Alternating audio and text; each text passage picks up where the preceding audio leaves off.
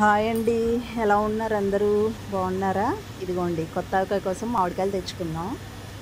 ఇదిగోండి ఇలా వాటర్లో వేసి ఒక హాఫ్ అన్ అవర్ అయినా ఉంచి కొంచెం క్లీన్ చేసుకోవాలండి. ఎందుకంటే కోసినప్పుడు కాయలు కోసినప్పుడు అది జీడి అవి కారుతాయి కదండి, కొంచెం అవి నీట్గా అందులో వేసి ఉంచి తుడిచేసుకుని ఇలా ముక్కలు కోసుకోవాలండి. పైన జీడి లాంటిది ఉంటే అది కూడా క్లీన్ చేసుకోవాలి. కోసినప్పుడు జీడి ఉంటుంది, పొట్టు అవన్నీ క్లీన్ చేసుకోవాలి. 1 ఇయర్ ఉంటుంది కదండి పచ్చడి, నీట్గా క్లీన్ చేసుకోవాలి. తర్వాత ఇది కొంచెం అండి, మేము ఇలా కొంచెంలో వేసి పట్టుకుంటామండి ఆవకాయలు. దీని నిండా పడితే కొంచెం.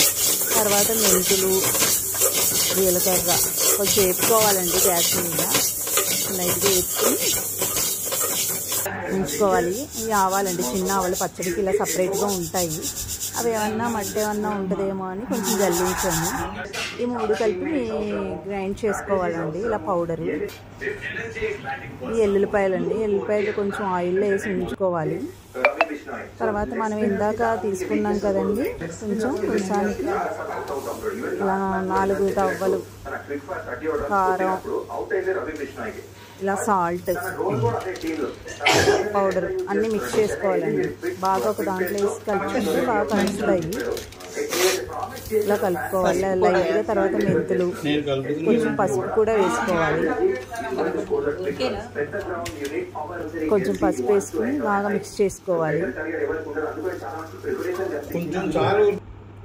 తర్వాత ఇందాక ఎల్లుల్లిపాయలు ఉన్నాయి కదా, అవి కూడా వేసుకుని బాగా మిక్స్ చేసుకోవాలండి. చూడండి ఇక్కడ కలుపుతున్నాం కదా, అలా కలుపుకుని తర్వాత మామిడికాయ ముక్కలు ఆయిల్లో డిప్ చేసుకుని మనం ఇందాక కలుపుకున్నాం కదండి పౌడరు, అందులో వేసుకోవాలండి. ఇదిగో చూడండి ఇక్కడ వేస్తున్నాం. ఆయిల్లో ముక్కలు ఇలా డిప్ చేసుకుని అందులో వేసుకొని మనం ఎందులో స్టోర్ చేసుకుంటామో అందులో అలా వేసుకోవాలండి. కింద కొంచెం ఆయిల్ పోసుకుని అలా ముక్కలన్నీ వేసేసుకోవాలి. ఇక్కడ కలుపుతున్నాం లాగా చూస్తున్నారా, ముక్కలు అందులో వేస్తున్నాం కదా, అలా వేసుకోవాలి. తర్వాత ఆయిల్ పోసుకోవాలండి ముక్కలు ములిగేలాగా, ఎందుకంటే సంవత్సరం నిల్వ ఉండాలి కదండి మనకి. 3 డేస్ తర్వాత మళ్ళీ ఒకసారి అది కలుపుకుని ఏవి సరిపోతే అవి కలుపుకోవాలండి. అలా పోసుకుని మనం ఎందులో ఉంచుకుంటామో అందులో స్టోర్ చేసుకోవాలి. నా ఛానల్ నచ్చినట్లయితే సబ్స్క్రైబ్ చేసుకోండి.